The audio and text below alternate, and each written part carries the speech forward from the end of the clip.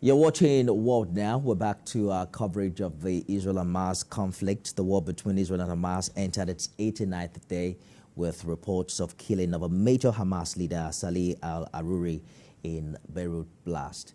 I'm joined now for more conversation on this. Journalist Francis Hugh joins me live from Ireland. Thank you for joining us on the news this hour. Why do you think Israel has refused to take responsibility for this particular attack, except for what we're hearing from the spokesman calling it a surgical operation, or rather a surgical strike against the Hamas leadership and not even targeted at Hezbollah? Yes, I think what Israel's trying to do is play the game of claim, no blame.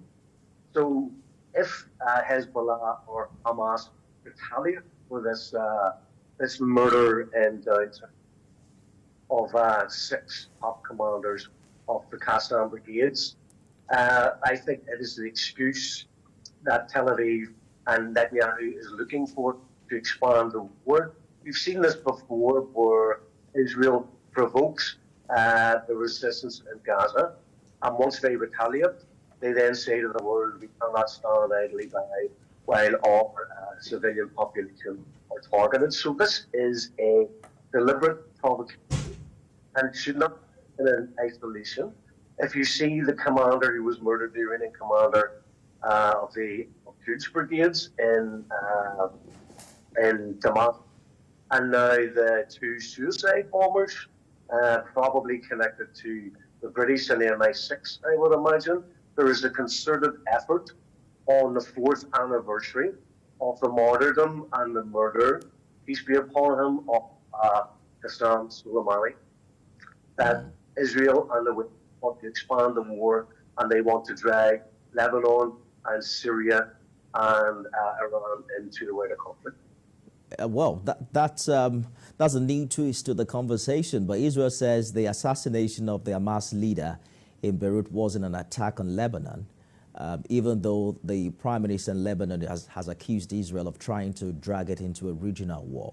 What's the possibility of that of that happening? Well, I think the different groups and countries that are involved in the axis of resistance must be, they must kind of tread on easy ground here. Netanyahu and Israel want America to attack Iran. Now, whether or not America wants to attack Iran is a separate issue. But what we're seeing is these deliberate acts and provocations.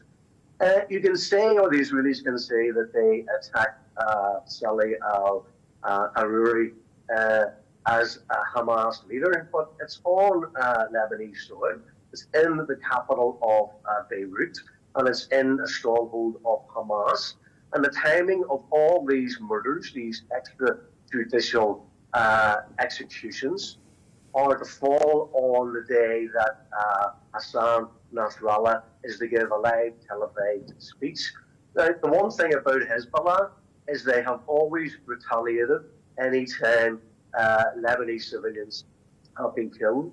And Nasrallah said that if the Americans fought the Lebanese civilians, then they will fight too. But we've seen near daily exchanges of fire between Hezbollah and Israeli forces since the start of this war in Gaza. Do you think that will increase significantly after this attack?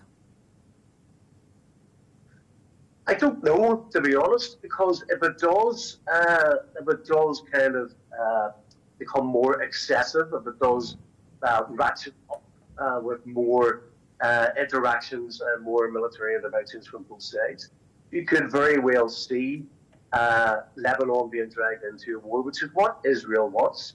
So I think if there's a mixed response, Hezbollah, not necessarily today or tomorrow or this week or this month, I think that the axis of resistance in their own time and with their own objectives will retaliate for these heinous crimes against the liberation commanders of Hamas and indeed the civilian population in Iran. So the latest casualties that were following, 2 Hamas military commanders and 4 other members killed in this drone attack. How much of a significant blow has this dealt to the movement, and how do you think it will impact on the war on Gaza? Well, it's a huge blow, but we've seen this over the decades. Every time they chop off the head of the snake, as they would see it, there are people who are trained, there are people who are capable, there are people who are geopolitical and geomilitary strategists, and they can step into. The people are groomed, knowing that their commanders will be martyred, and people are ready to step into that.